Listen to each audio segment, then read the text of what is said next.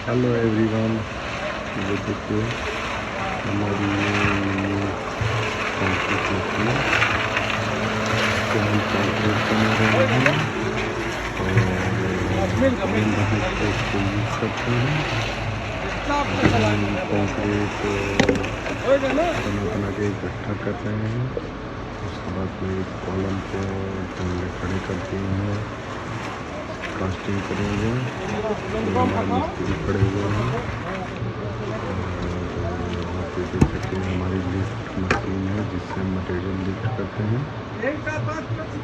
इससे हम मटेरियल को आसानी से लिफ्ट कर लेते हैं।